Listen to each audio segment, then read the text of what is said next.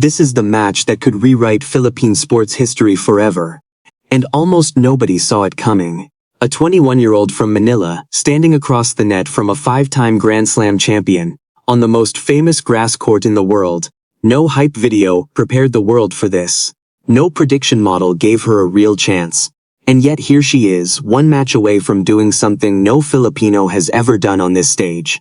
To understand how strange, how improbable, how genuinely historic this moment is, you have to go back. Not years, just months. Because Eala's story is not one of those slow-burning fairy tales that took a decade to build. It is a sudden, explosive rise, the kind that catches an entire nation off guard, then refuses to let go of its attention. She grew up far from the traditional tennis pipelines of Europe and America. The Philippines is not a country known for producing Grand Slam contenders. Basketball dominates the national conversation. Boxing has its heroes. But tennis, real top-level world-stage tennis, has almost never had a Filipino face. For decades, that absence felt permanent, like a door that simply didn't exist for players from this part of the world. Eala walked straight through that door anyway. She trained through the junior circuits, spent time in a respected academy system in Spain, and slowly built a reputation as a player with unusual patience for someone so young. A game built on discipline rather than flash, on reading opponents rather than overpowering them.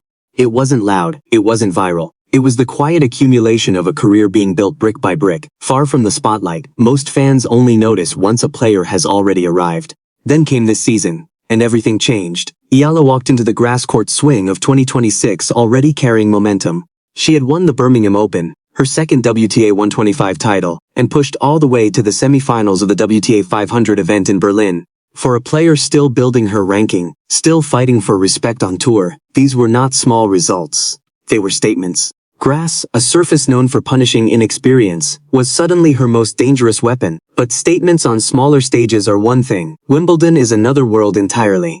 This year, for the first time in her career, Eala arrived at the All England club not as a hopeful outsider but as a seeded player, the 29th seed, the first Filipina in history to hold a Wimbledon seeding. Just let that sink in. An entire country, over 100 million people, had never had this before. And she delivered immediately. Her first-round match against Mexico's Renata Zarazua was supposed to be tight. The two had history. Zarazua had beaten her in a tense three-setter less than 2 years earlier. This time, there was no contest. Eala dismantled her in straight sets, 6-1, 6-2, wrapping the match in just over an hour. 2 winners. 16 of 21 points won at the net. Composed, sharp, ruthless. It was the kind of performance that makes tennis analysts sit up and start paying closer attention. Then came the second round. And this is where the story stopped being simple. Her opponent was Maya Joint, an Australian, who had just delivered one of the most talked about upsets of the tournament, knocking out tennis royalty herself in the previous round. Joint arrived on court with confidence, with momentum, with the crowd's curiosity fully behind her. And for a set, it looked like the fairy tale might end right there. Joint broke early, dominated the rallies, and closed out the first set in just 35 minutes, hitting winner after winner while Eala searched for answers. This is the part of the story most highlight reels skip over. The part where things almost fall apart. Because here's what most people didn't know. Eala had faced Joint before, just 1 year earlier in the Eastbourne final, in a brutal 3-set battle that ended in heartbreak. She lost that day. And by her own admission, it hit her harder than almost anything in her career. She has said she couldn't bring herself to watch the highlights for months afterward. That kind of loss lingers. It sits in the back of your mind exactly when you need it least. Like walking back onto the same street where something terrible once happened to you. So when Joint took that first set at Wimbledon, dictating play with the same aggressive, fearless tennis that had haunted Eala before, there had to have been a moment, a flicker, where the old wound threatened to reopen. She did not let it. Instead, something shifted. Eala started pushing harder into the rallies, cutting down her unforced errors, and most strikingly, she began attacking the net. Serve and volley combinations that are almost extinct in the modern game, executed with the kind of calm precision that suggested she wasn't panicking, she was adjusting. The crowd on number 3 court, packed with Filipino flags and Australian voices in equal measure, felt the momentum begin to turn. She took the second set, 6-2, and then she did something remarkable. She didn't just beat Maya Joint in the third set, she erased her. 6-love. A bagel, delivered on the biggest stage of her career, against the player who had broken her heart just a year before. redemption, delivered in under 2 hours. Afterward, she spoke about it simply. She admitted she had to dig deep, especially after that difficult opening set, and that she respected how well Joint had played coming off her own historic win. There was no arrogance in it, no taunting. Just the quiet satisfaction of someone who had faced her own ghost and walked away standing. And that win did something bigger than just advance her through the draw. It made her the first Filipina in history to reach the third round of Wimbledon. Another wall, torn down in real time in front of a global audience. But history rarely gives you time to celebrate, because waiting for her in that third round is a name that needs no introduction. Iga Świątek, the defending Wimbledon champion, a 5-time Grand Slam winner. A player who has, at various points in her career, looked simply unbeatable on the sport's biggest stages. Świątek breezed into this matchup after handling a former finalist in straight sets, looking every bit like a champion defending her crown with total control. On paper, this should not be close. But tennis has a strange memory, and this rivalry already has a history that complicates the story. Because Eala has beaten Świątek before. Last year, during her breakthrough run to the Miami Open semifinals, a run that first put her name on the international radar, she stunned the Polish star in a result that sent shockwaves through the sport. Świątek answered a month later in Madrid, reclaiming the win and, many assumed, closing the book on the rivalry as a passing curiosity. Now, more than a year later, the book is reopening, this time on grass, at Wimbledon, with a Grand Slam quarterfinal adjacent spot on the line.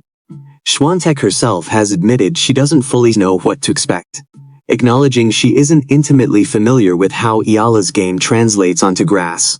For a champion of her caliber to say that publicly about a 29 seed is not a small thing.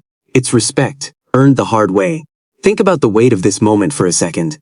This is not just a tennis match. This is a nation watching a door that never used to exist swing open wider than it ever has. Every point Eala wins is a headline in Manila. Every rally is being replayed and dissected across social media timelines from Cebu to Davao, to communities of Filipino families scattered across the world, who have never had a tennis star of their own to rally behind. There is a very real chance that somewhere in the Philippines right now, a child is watching this match, and deciding, for the first time in their life, that tennis is something they can actually dream about. That is the real stake here, not just a scoreline, not just ranking points. A cultural shift unfolding one match at a time. Nobody is naive about the size of the task ahead. Świątek did not become a 5-time major champion by accident, and defending champions at Wimbledon do not fear reputations. They've already proven they can beat anyone in the draw. The form, the experience, the sheer weight of accomplishment sits heavily on one side of this matchup. But so does something else, something harder to measure. Eala has already shown this tournament that she does not fold when a set slips away. She has already shown that a painful loss from a year ago can be turned into fuel rather than fear. She has already broken more barriers in 2 rounds than most players break in an entire career. Whatever happens on that court, one truth is already locked into history. A young woman from a country that tennis forgot has forced her way into a conversation with the very best player in the world, on the most storied grass in the sport. She has already rewritten what is possible for every young Filipino athlete watching from home. The scoreline of this next match will matter enormously. But it will not be the only thing that decides whether this moment mattered. Because breakthroughs are rarely about winning everything. Sometimes they're simply about proving that you belong in the room at all. And Eala has already proven that. Now the only question left is how much further she is willing to push a story that, just months ago, nobody thought was possible to tell.